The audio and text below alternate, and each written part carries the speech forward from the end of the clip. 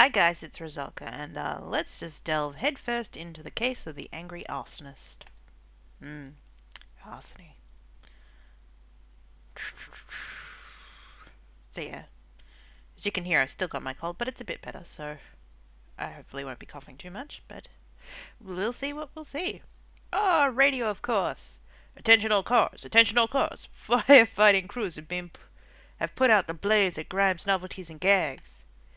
Arson investigation team report to fire scene immediately. A fire at Grime. Sounds like someone. Sounds like the police think someone deliberately tried to burn down the store. Let's go over there and see if we can help out. Yes.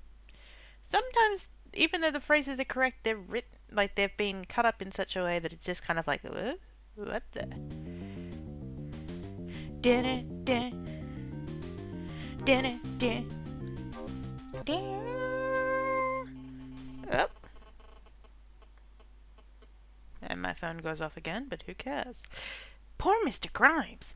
The firemen have done a good job of putting out the fire, but look at this mess. Let's see what clues we can find. Well, the monkey's still okay. Let's speak to the Police Chief Wu, who still does not look at all Chinese or Japanese or Korean or anything that would have the last name Wu. The fire must have been started around 10 last night. It looks like a clear-cut case of arson. The crime lab should have a report to the police chief later today. Okay, cool. Mr. Grimes? I'm ruined. I can't afford to rebuild all this. I should have sold out to Brass Monkey Antiques when I had the chance. Their owner, Mr. Edwards, made me another offer over dinner at Swank's Cafe just last week. I wonder if that kook Professor Crank had anything to do with this. I had to fire him last week, and he was furious about it. That was hard to do, sorry. There is a used matchbook by the door of the shop. The matchbook is from Swank's Hotel. There is a large empty silver can on the floor. It smells awful, like turpentine or paint thinner. The label of the can has been torn off. We will never know. Or will we? Let's head over to Swank's. See what happened yesterday.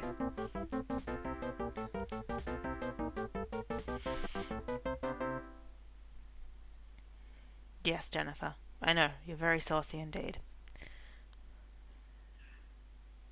Swank's is a really fancy hotel. They have the best restaurant in town. It's also the most expensive place to eat in Richview. Mrs. Case is the manager. She's a fancy lady. Mr. Grimes and Mr. Edwards had dinner at our restaurant recently. I remember because Mr. Grimes kept raising his voice. He told Mr. Edwards that he wouldn't sell his store at any price. Mr. Edwards was very upset that Mr. Grimes refused to sell. On his way out, he demanded some matches for his cigarette and almost bit my head off when I gave them to him. Wow. The hotel lobby is very elegant. A table in front of the velvet couch holds several colorful magazines. One of the magazines is called Antique Collectors Monthly. It contains an article on the success of Richview's Brass Monkey Antiques and mentions that Mr. Edwards is planning to expand to a second store soon. He did it! A scheduled tack to the side of the registration desk shows Mrs. Case worked in the hotel from 4 p.m. to midnight yesterday. The matchbook on the counter looked the same as the one found at Grime's Novelties and Gags. But how did he get inside the store? That's what we have to find out.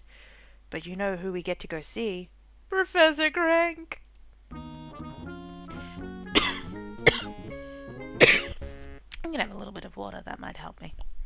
I apologize that I'm coughing more than the other day, but oh well. These things do happen. Alright, everyone in Richview knows that Professor Crank. Knows Professor Crank. He teaches over at the college in Mount Vernon. He's very smart, but a little strange. Can't you see I'm busy?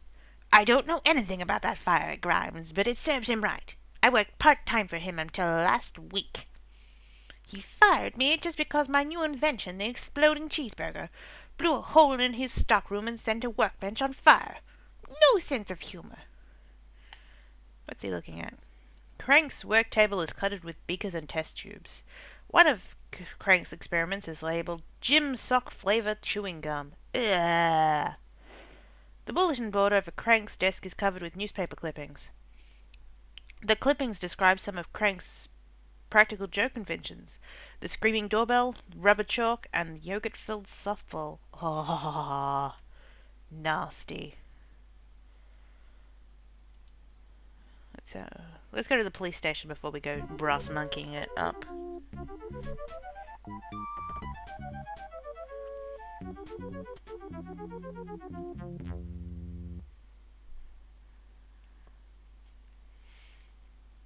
The police may be able to tell us more about the fire. Let's pay them a visit. We're already here! Jennifer. Really, Jennifer. Nice to see you two. Help from the Eagle Eye Detective Agency is always welcome. I'm afraid we're at a dead end on this one. Really? Really? The crime lab came up with fingerprints on the empty silver can found in the shop, but they don't match any in our files. The police computer shows the results from the crime lab. The lab report says the fire was started with acetone, a highly flammable liquid. The report says that Mr. Grimes insured his business for $100,000, and that it will cost more than twice that much to repair the damage. Interesting. The police mug book shows the fingerprints of known criminals along with their fingerprints. Professor Cranks was once arrested for testing an exploding watermelon joke at the town picnic. His fingerprints are on police files, which means he can't do it, but he doesn't really have a motive in... Well, not a strong motive as Mr. Brass Monkey Man. He wanted that store.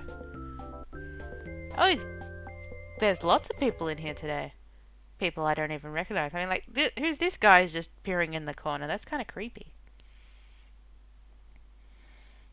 Mr. Edwards owns the Brass Monkey Antique Store. Let's ask him if he knows anything about the fire. I bet he knows a lot. I seen it, Grimes' Novelties. Ha! I bet Grimes did it himself so he could claim the money from his insurance policy.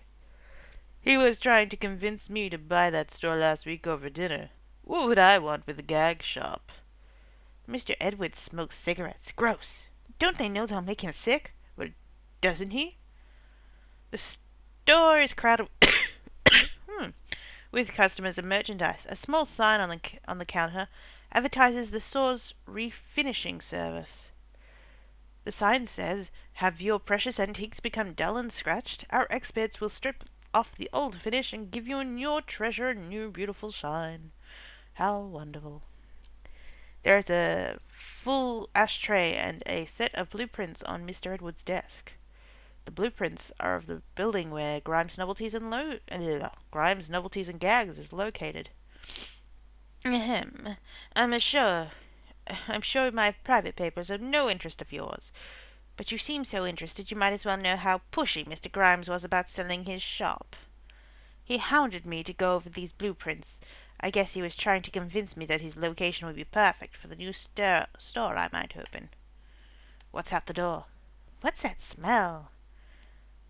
The refinishing room contains several antiques and a large stack of large silver cans. Some of the pieces of the old furniture have a shiny new finish. Others have no paint or lacquer on them at all, and others have been stripped right down to the bare wood. Acetone! Oh, goodness. The silver cans are full of liquid. The labels say acetone. Warning, flammable. I don't see flammable, but I see acetone. So yeah, we'll call this one an episode, and we'll come back in the next video to do our solving and start the next one. See you guys later. Bye.